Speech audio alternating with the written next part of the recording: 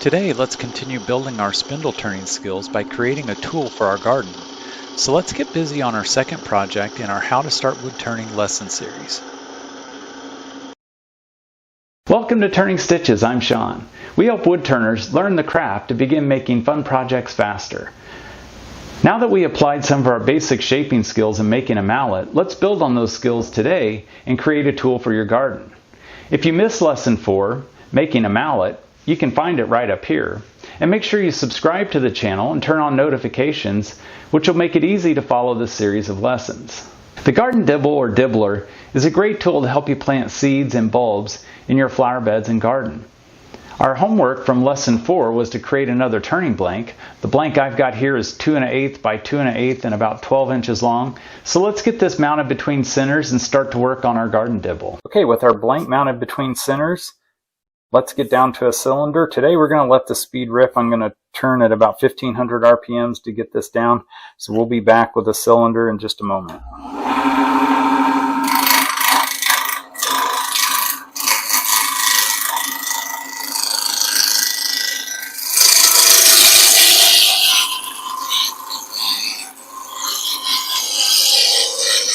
With our cylinder ready, let's mark out our measurements.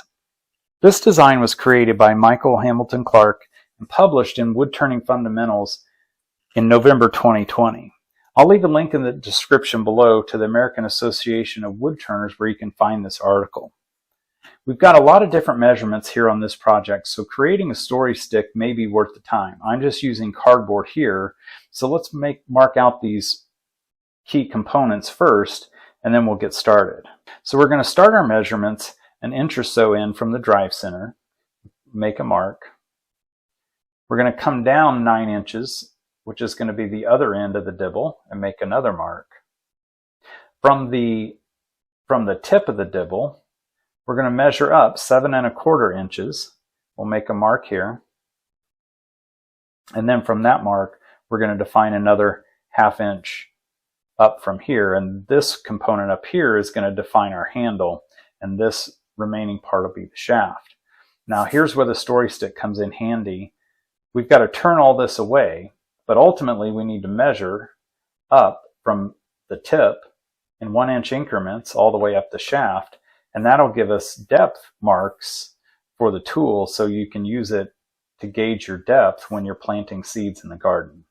So now we're going to use the parting tool to establish the top of the handle, the top of the shaft, and then the tip of the dibble. Up here we're just going to clear some waste for now. Here at the top of the shaft I want 1.5 inch diameter.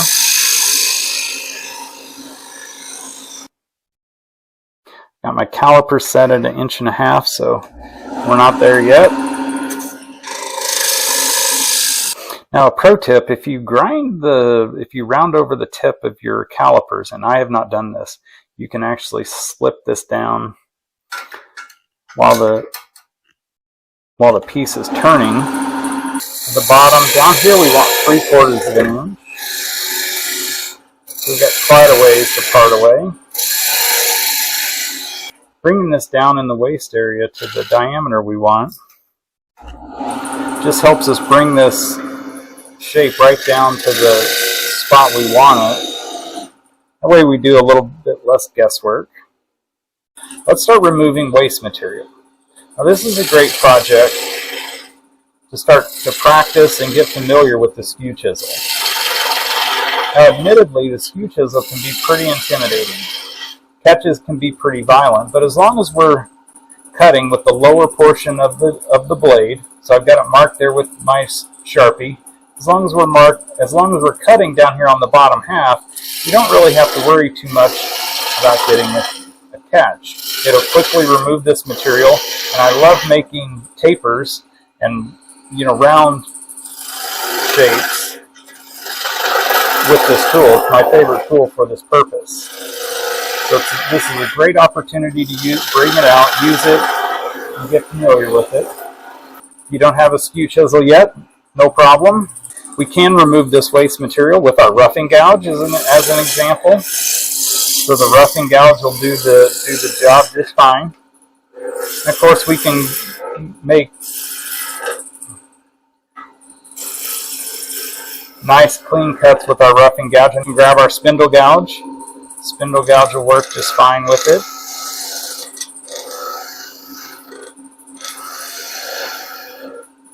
When I've got this much material to remove, I usually don't use the spindle gouge. You can also break out a bowl gouge, just like we did on the mallet, and we can remove material with our bowl gouge as well. So pick the tool that works best for you. Like I said, I think this is a great opportunity for the skew chisel.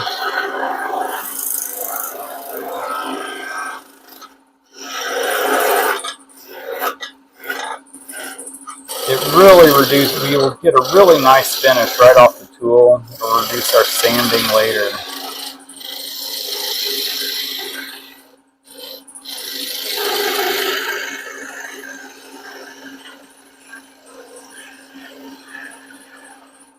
Okay, with the shaft in pretty good shape here, what I want to do next is work on the handle by creating just kind of a midpoint line right here in the middle of this area. Is we're going to sweep a cove from this point down. That's going to meet up with the shaft, and then we're going to sweep a cove the opposite way, and then this area right here will be kind of a ball, and we're going to work that cove to the right and to the left from that line we just drew there.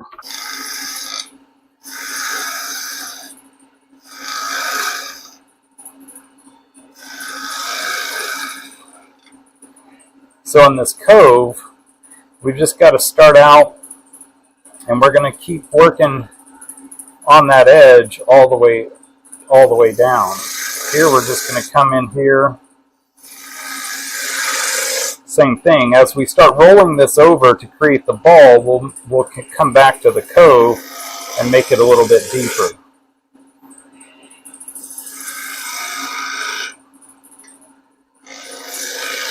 So we'll continue refining this shape as we work the ball portion here.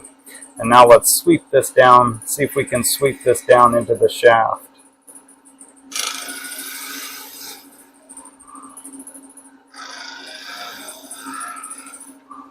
We'll work away this line here in a moment, kind of finish up our taper, but that doesn't look too bad. We'll come back to that in a second. So now let's work, same thing here. Let's round this off.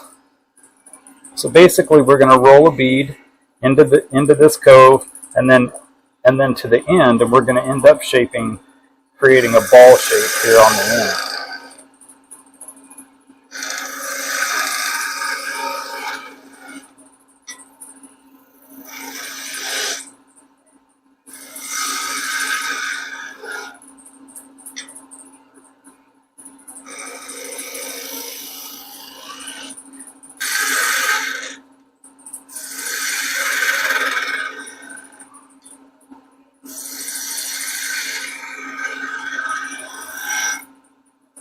Okay, so as we're working this down, we're going to reduce the size of that ball up here on the top.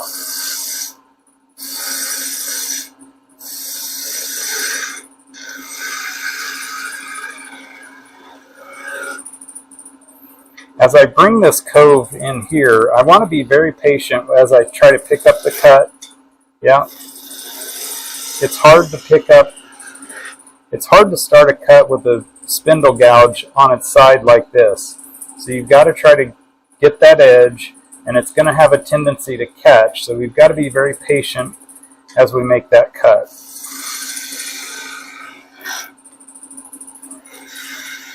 Create a little space here. Let's take a quick look at this with the machine off.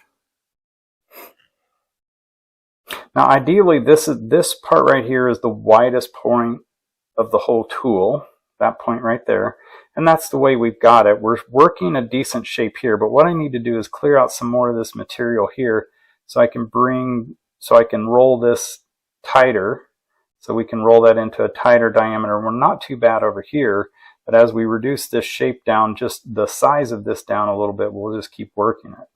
All we need to do here is kind of smooth this portion right there where we've got that parting cut and then the bottom of this cove. So we're in pretty good shape. We've got most of our detail here. Let's clear out some more of this waste. With that waste material gone, now let's just roll this ball. So we've got a little bit tighter. We'll need to reduce the diameter just a little bit as we do it.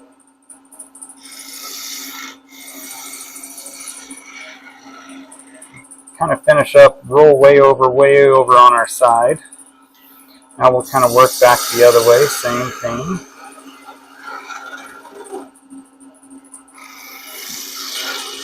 Pick up that cove, get that corner in there nice.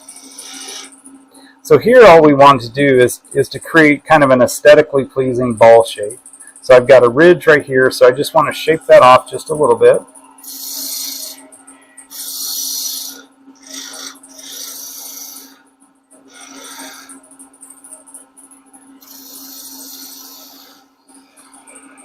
Alright, well that's not a perfect sphere, I'm pretty happy with it.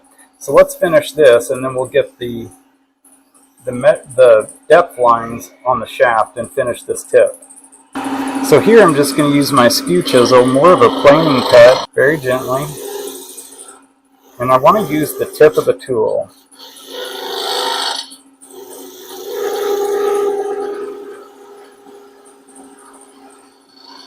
So down here on the tip we need to remove some of this waste material, but first I'm going to just come in here with a slight V-notch so I can mark exactly where I want the bottom, the tip, and we're going to round that over, kind of creating a pocket where we can get our gouge in there. Before we lose this measurement down here, let's mark our depth lines. Get those connected all the way around. Okay, I'm going to show you two different ways to cut these. We can do a V-notch with our skew chisel, which we've done before. Just go in there very slightly. We want to be kind of gentle because we've narrowed that down there a little bit. The alternative to that is to use a point tool. So this is basically just a round tool that's been ground to a point and then flattened off on the top, so it's kind of like a scraper. You got a little bevel angle, a little back bevel here. This also works. You can buy these or you can make these. You've got another high-speed steel tool. It's got a narrow shaft. You can certainly make these. Just pick that edge up. Roll right down into right down in there. Just pick the edge up, kind of round it off down in there. So I've reduced the speed on the lathe. I'm going to start at 100 grit. I'm just going to sand it really quickly. Remember, this is a garden tool. It's going to be in the dirt, mud, and muck, so it's not that critical, but we'll clean it up a little bit and just make sure it looks really nice, or as nice as we can get it. I don't have many tool marks from the skew chisel, so I'm going to start at 100 grit. If you've got a lot of tool marks, you might start with a freshly sharpened scraper to get rid of some tool marks, or 80 grit sandpaper works pretty well also.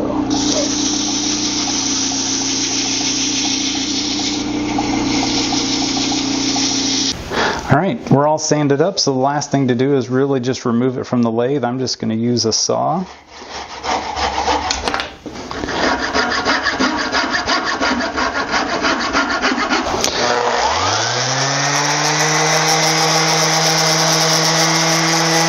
You can add a quick finish like mineral oil or shellac or whatever you may choose, but this is a garden tool, so it may not be necessary. I'm going to do a quick coat of shellac since it's really easy and it'll just protect it just a little bit. All that's left to do is keep practicing. You can make more of these garden dibbles and give them as gifts to the gardening enthusiasts in your life.